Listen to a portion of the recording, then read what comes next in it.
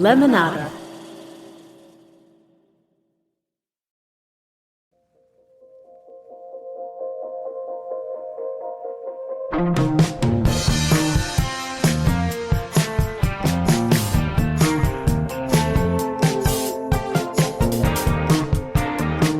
Welcome to Worth It from the Minnesota Star Tribune. I'm Nicole Norfleet. Each week on the show, we share the happenings around Minnesota that we think are worth your time, your attention, and your money. Today in the show, if smoky skies have wrecked your summer, I totally get it. We'll get a look at our summer smoke so far and hear how Minnesotans are trying to adapt. Also, there's a new Vegas-style wedding venue in the Twin Cities that caters to the latest trends in weddings. It may be worth a look. And finally, a Boundary Waters newbie shares the unexpected challenges that came with her first canoe trip into the wilderness. But before I get into that, I just need to tell you, nothing screams vacation like a trip with your mother, your wife, and your 1-year-old on a plane. If you run into somebody that has a child under 2 at the airport, just give them a pass. They're going through something. They know they're nervous about their kid crying or screaming or acting a mess. Believe me, there's no one that knows more than the parent that's trying to keep their kid quiet for a 3-hour flight. But anyway, my son did great. It was his second time on an airplane. You know, really, he was like the best one out of all of us. And he was able to see the beach for the first time. My mom was able to watch him when we went to the boardwalk. It actually ended up being an pretty good trip. But it was really funny. On the flight back to Minneapolis, all 3 of us in our row got in-flight alcohol drinks, which is normally a no-no for me. We were all like, we made it. Anyway, it was a great trip. I hope you guys are able to get your trips in for the end of the summer. Anyway, let's just get into it. Up first is a story that's worth your attention. Actually, it would be pretty hard to miss any time you were outside. We're talking about all the smoke in the air. Last week was the 4th time this summer that Minnesota air quality reached unsafe levels for more than a day. That's according to the U.S. Environmental Protection Agency. Air quality in much of the state is improving, but it looks like more smoke could be on the way. Our reporters Anna Sago and Greta Kahl have been answering people's questions about air quality and looking at how we are adapting and maybe how we are not adapting to this smoky weather. Welcome, guys. Thanks for having us. So it's not just like the air quality. You were both part of a team of reporters who wrote a recent story entitled, "This Summer Has Been Hot, Smoky, and Soggy, and Minnesotans Are Sick of It," which I think is like a really incredibly accurate headline for what it's felt like this summer. What are you hearing from people? So I was walking around last Thursday talking to people who were at the parks, at the bridges, and they were just saying that it has definitely been more hot, more smoky, more rainy and humid. Obviously, the smoke was sort of the most top of mind, but it's definitely something people are noticing and not a huge fan of. So as somebody who hates hot weather and smoky weather, rain is okay. Yeah. I have just been feeling like this summer's been miserable. And so my colleague CJ Sinner and I decided to look at the data to try to figure out if that was the case. And we found that more than half of the days since mid-June this summer so far have been either soggy, hot, or smoky. So you're kind of like you're swimming in it, really. Why is this unusually miserable this summer? Yeah, so it's interesting. I talked to Kenny Blumenfeld in the state climatology office, and he sort of laid out for me that it's not the hottest summer that we've ever had. It's not the soggiest summer that we've ever had, and it's not even the smokiest summer that we've ever had, although we might be getting close at this point.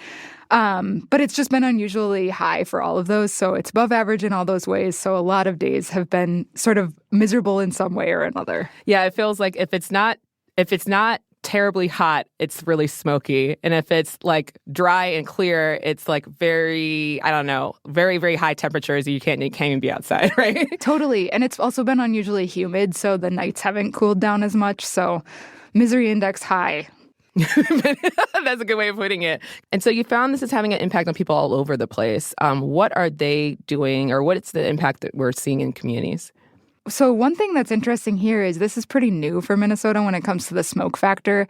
We've always had hazy days, but Kenny Blumenfeld was telling me that this having smoke that's so close to the ground that basically in the air that we're breathing is fairly new in the last 5 years. It's these Canadian wildfires. They're so close. Right. And they're really blowing smoke right into our lungs. And that's something that Minnesotans are really trying to figure out how to live with. It's not something that we remember going back far in time. And I can say that as someone who grew up here, I really don't remember any smoke days as a kid. And I think, in talking to people, they said similar things too.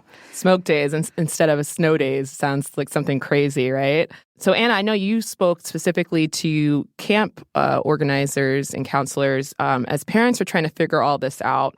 What are they still going out to the parks, the pool? Like, what are some of these places doing? It sounds like people are still sending their kids out by and large.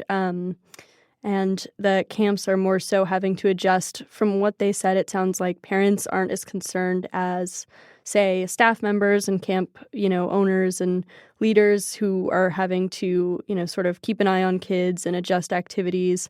At least one of the camps mentioned that parents were totally cool with their kids going outside, but they were also trying to think about, like, what's healthy for our staff. And then also, in the long run, like, what's the impact going to be? Do they send like alerts or like emails to parents like, hey, this is a smoke day. We're going to be inside the gym shooting archery? Like, what do they do to notify parents? Yeah, I think it really depends on the camp, but at least one mentioned that it sort of ended up being a game time decision because they don't have a permanent indoor space. So every time this happens and it gets above that threshold to trigger their policy of needing to bring kids inside, they have to scramble to find somewhere to go. And if they can't, then they have to cancel. So sometimes it can be sort of stressful for them trying to figure it all out and then let parents know as soon as they can, by email or text or what have you. And to cancel a day of camp, I mean, parents are planning these out. Right. Like, I mean, they're going to work, they're planning their vacations around these camp days, and then you have to cancel them. That can really throw off everyone's schedules, right? So I'm guessing canceling is like the last option for a lot of these places. Yeah, exactly. That's exactly what they said. I mean, it's childcare, especially during the summer, to have somebody to watch your kids from 9 to 3. He was like, it's not really optional. It's something that, we're providing as a service. So there's literally been like a dark cloud like kind of hanging over the summer for me. And so it's been very difficult figuring out like what's the best thing to do. I have like a 1-year-old and he's part of this like sensitive group of people that, if there's even a little bit of smoke, you're supposed to bring them inside. Could you explain like why smoky air is so dangerous for kids? Yeah, so experts say it can be especially dangerous for kids just because their lungs are so little. So the volume of smoke coming in for little lungs, proportionally, it's bigger. And you really need to watch kids because they don't always show signs of being distressed, or maybe they can't tell you that their throat hurts or something like that. But it's important to watch them because it is bad for them. It can have long-term health effects, sort of like smoking, breathing in small particulate matter can cause like heart issues down the road and stuff like that. Are you guys using a certain app to check the air quality right now? I'm checking the MPCA a lot. Yeah, they'll forecast the air quality for a couple days out, and it's important to note that it's harder to forecast air quality. It's hard to predict the weather. It's even harder to predict air quality just because there are so many factors. Where the wind blows. Yeah, fires start quickly. They extinguish quickly in some cases. They get bigger quickly. So it's not like you can plan totally around it, but it is a helpful kind of benchmark to see what's going on. Otherwise, I'll use the Air Now app from the EPA, and it doesn't have a forecast so much or like as detailed of a forecast as the MPCA, but at least you can see the current air quality. I was also thinking about, do masks help? Like, should I be wearing a mask when I need to cut the grass or water the garden? What has the Pollution Control Agency said about that? Yeah, I mean, I think it's not a bad idea. It definitely is something that will help filter out the particulate matter going into your lungs. And I've been wearing masks if it's really bad when I go for a walk, and that helps. Colleagues have seen people out biking with masks on, depending on your tolerance level for wearing a mask and doing strenuous activity.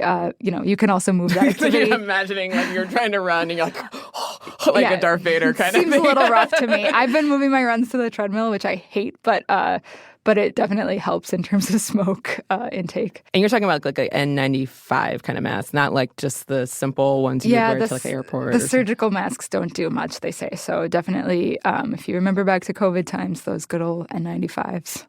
The big question I've been seeing, there's just been more and more of these alerts, more and more these days. I know it doesn't compare to like 2023 and 2021 when there was a lot of alerts, smoke alerts, but is this like the new normal, that we're going to have to be monitoring air quality like this? What do you guys think? Without getting too into crystal ball territory, I think there's some consensus that with climate change, forest fires are becoming more frequent and kind of larger in magnitude. So there is a concern that this will sort of become more of a fixture for Minnesota summers. Yeah. What can people expect this weekend? Like I said, it can be difficult to predict what the smoke situation is going to be a few days out, but the MPCA is right now warning that we could get another round of heavy smoke starting on Sunday. Oh, so I know whether it comes Sunday or Saturday or Monday, I would say just expect that it could be coming.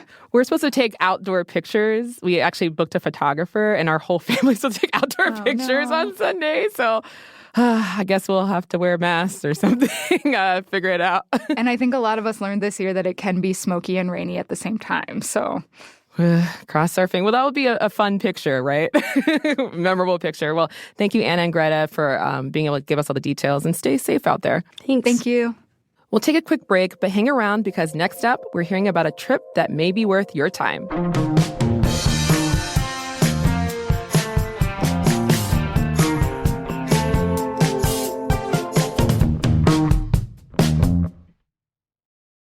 If you like Worth It, you should know it's just a tiny taste of all that the Minnesota Star Tribune has to offer. We've got an all-access pass to everything Minnesota, from outdoor adventures to the hottest food spots you've never heard of. From puzzles and games to the best concerts and happenings around the state. It's all here all the time. So subscribe to the Minnesota Star Tribune. It's a great deal. Go to startribune.com/worthit to subscribe. That's worth it to subscribe, all one word. Each year, more than 150,000 people travel to the Boundary Waters canoe area to canoe and camp. And for each of them, there was a first time. For our reporter, Alex Chith, her first time was this summer. She had some highs and some lows, and she's here to talk about all of it. We're also joined by reporter Susan Dew, who is a veteran Boundary Waters traveler. In fact, I think she's headed up with the group later this month. And our question is, with all the work that's involved, what makes the Boundary Waters worth it? So, hey, guys. Hey, Nicole. Hey. I feel like going to the Boundary Waters is kind of like a rite of passage for all Minnesotans. So if you're a true Minnesotan and you want to earn your stripes, especially if you're a transplant like myself, you got to go at least once. What do you guys think? I would agree with that. I grew up only thinking the most experienced survivalists could go there. So it was kind of like a badge of honor, I guess. I think there's some truth to that. The Boundary Waters isn't your average camping experience. You do have to have lived in a tent, known how to survive to an extent before you can really tackle something like a wilderness canoe area. Right. Alex, you headed to the Boundary Waters in June. Who did you end up going with? So I went with my cousin, her husband, my brother, and my fiance.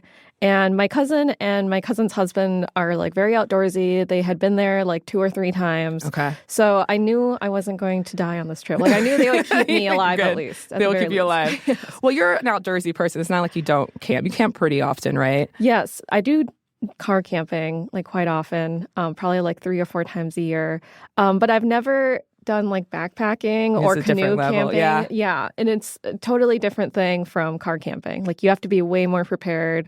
Everything you have, you carry in, and then you have to carry it out. So. Right. And so the Boundary Waters is one of the most pristine and remote locations for camping in the country. I think it stretches more than 150 miles along the U.S.-Canada border. You canoe into the area. There's no cell service. You have to hang your food to keep animals out of it, right? But I know, Alex, you planned a pretty modest trip. It was you were thinking it was going to be 6 miles? I only wanted to do 6 miles in 3 days. And the first day, we had gotten to this campsite and it was filled with goose poop. I think we were only 1.5 miles in, maybe 2 miles. Okay. And so I was we should just stop here. We don't know if we'll find anything ahead. And my cousin and my brother and my cousin's husband, they kept on outvoting us. Me and my fiance. It was a they were democracy, right? Yeah. They were no, we can keep going. It's our first day. We have all the energy. Let's just go all the way. And so we went 10 miles the first day, and then we went 13 miles the second day, which is way farther than I ever wanted to go. Take me back to that first day. So you didn't go to the goose poop campsite, right? Yes. You were outvoted on that. So what did you guys end up doing? So we ended up going all the way to Knife Lake. which was a pretty popular like camping area. And just about like every campsite was taken. I mean, like the sun was setting. You could see people, they were like, going to the beach to watch the sunset. And here we are just still paddling as fast as we can. I was just so grumpy at like all of them at that point. And we actually had to do a small portage to a smaller lake to find a campsite. So. Right, because you don't actually reserve a campsite before you get there. It's just first paddle, first serve kind of thing, right? Yeah, definitely. Alex's story about searching for a campsite reminded me of this funny encounter that we had out there one year. We actually did secure our site, but we were watching the other groups, paddle by in desperation. And, these campers started coming back because it was a really busy summer. One group, they actually recognized us. That's never something you want to happen in the Boundary Waters. But it was another group from the cities, and our local bartender was actually sitting in the prow of that boat, and she recognized us, and she was like, "You have to let us stay. And you can have all the beer you want when we get back." And we were like, "Well, we cannot turn away our local bartender. Can't turn down that offer. I mean, our bartender has a certain amount of power over us." So we were like, "Yeah, totally, come on in." And then before long, another party came through. It was a husband and a wife, and they were on one of their anniversary trips. And they're pleading their case from their canoe. They were not in a good mood. The man seemed very apologetic. The woman was not talking to him or looking at him, and they just seemed cold and hungry. And we let them in. That was a humanitarian case. You probably saved their marriage. Yeah. We've fed them some granola bars, helped them hang their food real fast because the mosquitoes were coming down. And in the morning, there were like 15 of us trying to cook breakfast. Oh, my gosh. So we got out of there as fast as we could. Did you end up getting those free drinks later? Yeah, I think so. You called that in? That's for sure. So besides, obviously, that first night trying to find a campsite, you ran out of food at some point, or you were close to running out of food? How did you deal with that? So the first night, we're just like so hungry.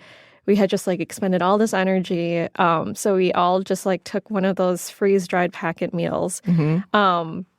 And then we just ate it all. Like we didn't really think. And then the next morning I woke up and I was like, oh my gosh, we have like not that much food left. Like we only had like 5 packets or something. And I guess I thought that the serving size on those packets said, 2 servings. Uh-huh. But I didn't realize that like you're going to be exercising so much you're hungry. It's those 2 servings are actually just 1. And so we were very hungry throughout the entire experience after that. We did have to ration food. And I left in such a hurry. I didn't really bring any snacks. So. Any advice on that, Susan? Yeah, that makes me so sad hearing that. I wish that these companies would just be more upfront that like when they say that there's 2 servings in one of those packs, that it really is always going to just be fulfilling for one person, especially if you've been working in the wilderness. And what we like to do is we bring a lot of tortillas. They're just like calorie bombs. And then we put like the freeze-dried food in the tortillas and make ourselves burritos. But actually, like cooking is one of my favorite things to do in the Boundary Waters. Like we make group meals in a large cast iron pan. Oh, yeah. It's totally worth the extra weight. And that's a lot of weight, right? Yeah. Yeah, we don't care. What's a recipe? Well, a tradition of ours is the first night we bring in steak, and it's like frozen. When we pack it in, we spend all day paddling as far as we can into the wilderness, and by the time we get to camp, it's thawed out. So we get... we have steak, we have instant mashed potatoes, kale from the garden is usually happening around that time. I'm like getting hungry thinking about that and hearing about how you had to just divide up your packs. Is that just a preparation thing, or what would you have done differently? Yeah, I would have brought like a lot more food. I think I was afraid of having too much weight, with all this food. And I wish I wasn't so afraid of that, I guess. I mean, I forgot, like, my brother and my fiance eat, like, animals. Yeah. They eat a lot. So I shouldn't have been worried about that at all. Yeah, that's relatable, though, because your first time there, you're thinking about the portages and the difficulty of like balancing a whole boat on your head with the packs. You don't know what kind of boulder fields you're going to encounter on those portages. But I think it's also important to remember that you're canoe camping, it's different from backpacking. You don't have to carry all your weight on your shoulders the whole time. It's actually a pretty luxurious experience to be able to have this vessel that's like floating on the water. You can actually bring in a lot more comfort items than you might think. And for food, I mean, you won't have to carry it back. You'll eat it, so it won't be as bad going back the other way. It incentivizes you to eat that food down. Exactly. And I know you also fish. Did you try to catch something while you were out there? Yeah, I mean, so we had gotten so hungry, and my brother, he started getting a little hangry, and I felt kind of bad because, before we left, he had asked me if we should swing by the store to get more food, and I said, no, we should be fine. So, yeah, I was just kind of fishing, trying to catch something because I thought, okay, if we can catch a fish, like we could eat it, especially on the first and second days. But I caught a pike, and it unhooked itself. And I was kind of like, well, pike is kind of gross to eat anyways. Yeah. But I did catch a bass the last day. I think we actually have sound of you catching that bass. There you go. Holy sh**. Like you were like the savior. You were like the savior for that moment. But did you actually end up eating it? No, by that point, it was the third day. We had already done all our dishes. It was like, we could just starve for 12 more hours. Like what? We had just starved for like the last 2 days. Like what's 12 more hours at that point? Oh my gosh. I feel like adversity is like a unique spice for like a trip like this. Would you still go back after this first trip? Yes. I mean, I definitely had like the most ideal trip, I would say. Like, I think because there hadn't been any recent rains when we went, like there were almost no mosquitoes. I saw maybe like 3 ticks on the ground. They weren't even on people. And, it was sunny the whole time. There was only one time we had to battle the winds. Honestly, it was like probably like the most picturesque trip that you could ever take up there. So I would definitely go again. And Alex, I think you actually have some audio of the sound of paddling, which is actually one of my favorite sounds.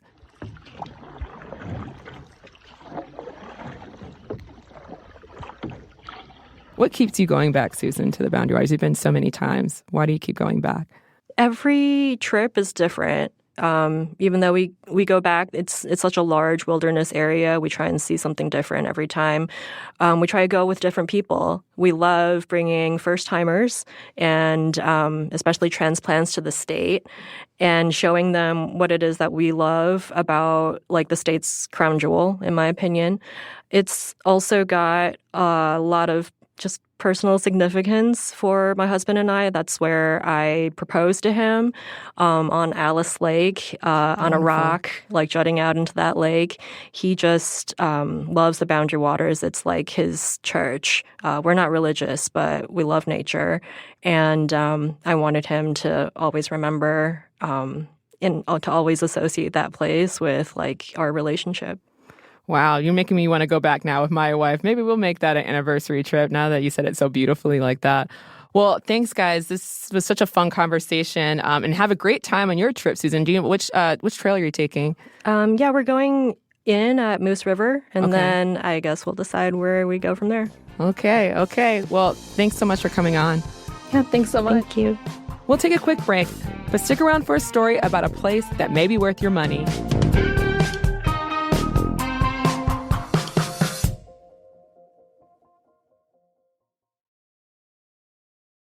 Our final story is a place that might be worth your money if you're looking to get hitched. It's called the Garter Toss. It's a super kitschy new venue in the Metro, and reporter Rachel Hutton is here to talk about it. Hey, Rachel. Hey, Nicole. So what is this new place? Well, the Garter Toss is a small wedding chapel that holds up to 100 people that's located in North St. Paul. And it has this just very fun, kitschy, sort of retro event space. Yeah, Yeah, I was imagining somebody wearing like sunglasses and like one of those short wedding dresses. Yes, going down the micro mini. Yes. Yes, micro mini. So describe like what the vibe is. Yeah, it has this sort of like Las Vegas meets Miami kind of aesthetic. For example, one of the stunning piece of decor to me is this his and hers motorcycle, this vintage motorcycle that she got that has the name of the couple that owned it written on it. Oh, that's very sweet. Like, it's just very cool. You said it's in North St. Paul. Like, where exactly is this? Yeah, well, the cool thing about this is Eva Johnson, the woman that started it, she was looking for a space, and she looked all over the metro, and she wanted to create what she's sort of calling the dive bar of wedding venues. Yeah. And when she saw this space, it is a vintage and older space. It was literally between two dive bars, Roddy's and the Polar Lounge. So she was like, this is it. This is the perfect spot. This is the perfect spot. Yeah. And when did this open exactly? It opened just a few weeks ago. The first wedding was the last weekend in July. And so you said the owner, Eva, like, so what's the like backstory here? She just wanted to open like I feel like somebody that opens a wedding chapel is a special kind of person. Like, yes. What's her story?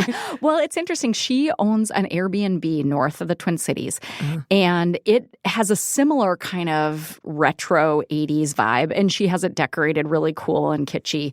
And I think she hosted a lot of bachelorette parties there. Okay. And that sort of gave her the idea, what if I open a wedding chapel?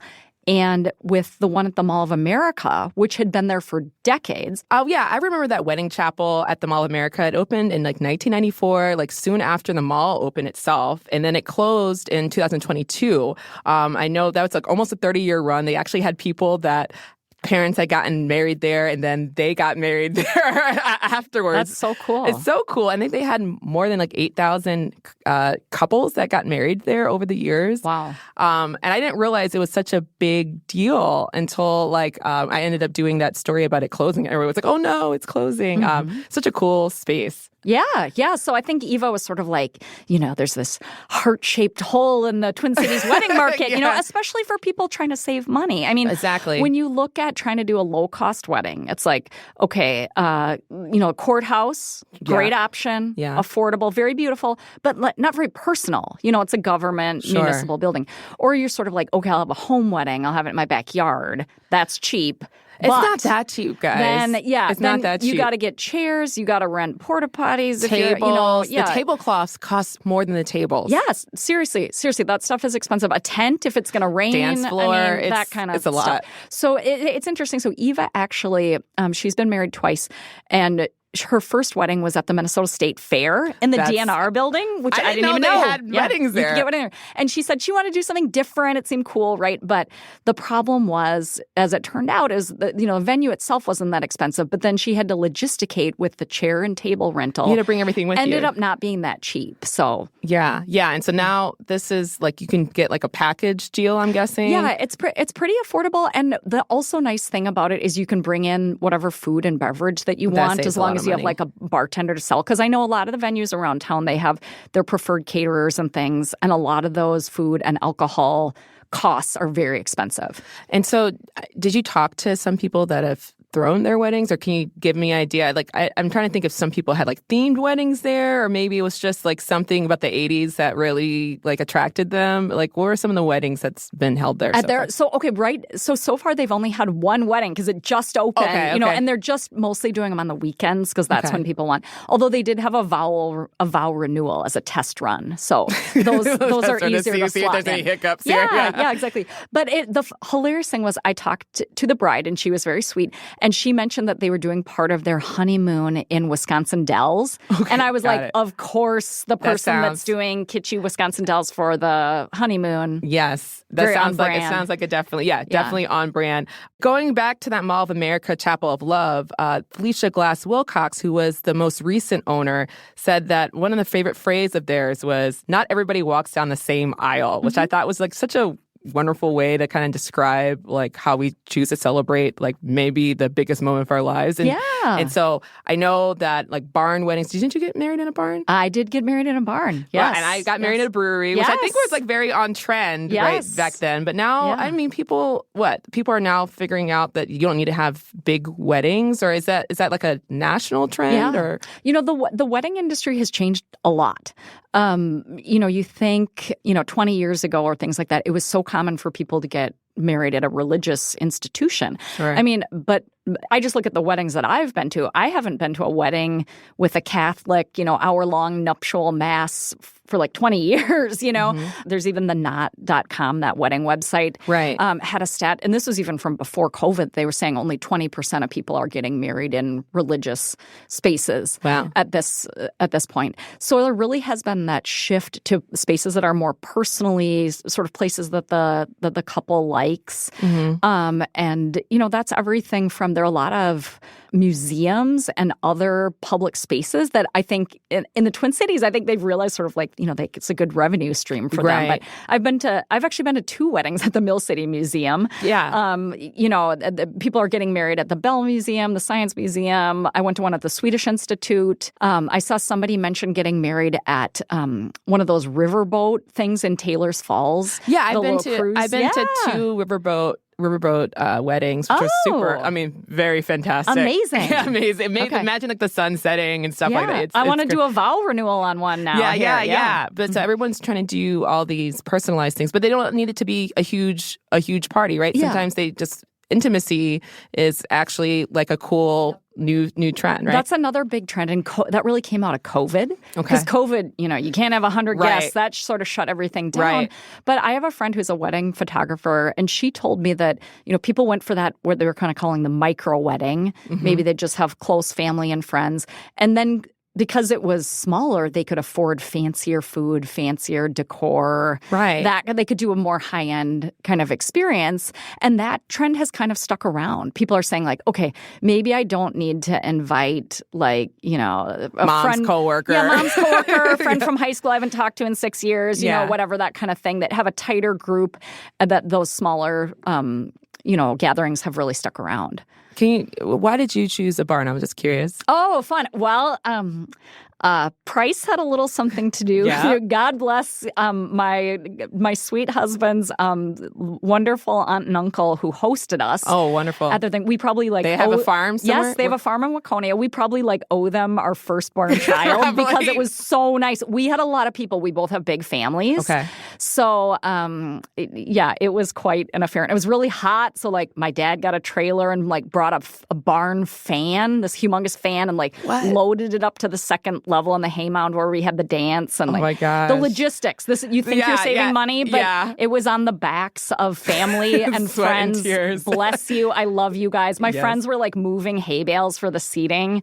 So, that sounds everyone, awesome. I love you. I'm sorry that I did that to you. We got married in a brewery, the Old Hams Brewery. Oh, awesome. And we got married there also because at the time it was cheaper. Now I don't know if it's cheaper anymore because I think everyone started to get married in breweries. You were on the cutting edge. You got in ahead of the trend. But I knew the owners at the time, and it was one of our favorite breweries that's out of there. It's now called St. Paul Brewing. Okay. And so they gave us a discount. They even made sure that they had my favorite beer on tap at the time, which is a pumpkin ale. It was really nice, but it was a lot of planning.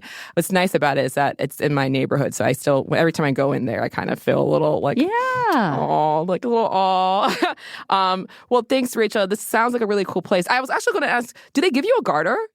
Oh, you know what? I should have asked. Oh my gosh, I feel like you should give a... Well, side note, Eva Johnson divvied up a little corner of the space and her friend has a secondhand vintage wedding dress and formal wear. That's so if they don't give you one, you could go next door and buy one maybe and toss it. And then get a little something blue, maybe some neon sunglasses. Thanks, Rachel. If you don't mind, just hang on for a minute so we can do the Minnesota goodbye. Oh, sure. What's one thing from your week that's been quintessentially Minnesotan? Strangely enough, I actually went to Lake Harriet 2 times this last week. Okay. But that feels very Minnesotan. I mean, why not go there 2 times? They've got the great concessions, bread and pickle. There was music at the bandshell. The kids were going crazy on the playground. It's like the perfect place to hang out and meet up with friends. Yeah, just go to the lake, right? That's all we really need here. I was going to say, I feel like we always have like these places that we like to go during the summer. Probably maybe it's like an ice cream place, or for me, it used to be like the Darriette, which is on the east side of St. Paul. I've been there. Yeah. It's a drive-in. It's been owned by a family for like 70 years, but then it closed, I think, back in 2021.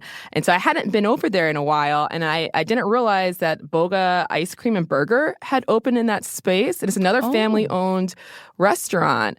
I got a gyro burger. I used to always get like the Darriettes, their meatball sandwiches, which was so good. But this gyro burger was so delicious, and the guy that was serving to us was so nice, and he like kept giving us free samples of stuff. Nice. And I don't know, I just we always get sad when places close, but it's just another place can hopefully create traditions and establish their business there, and so hopefully they'll be there for another 70 years. We'll see. Yeah. We'll see. All right, guys, that's it for us this week. We'll see you next week.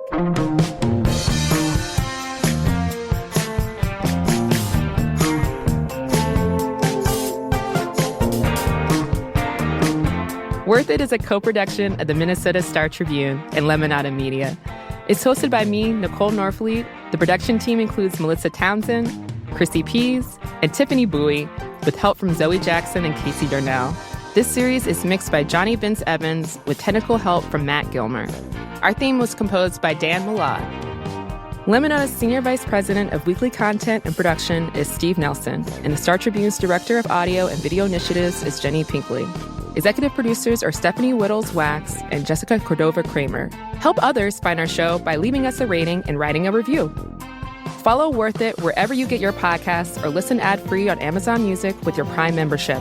Thanks so much for listening. Catch you next week. Bye.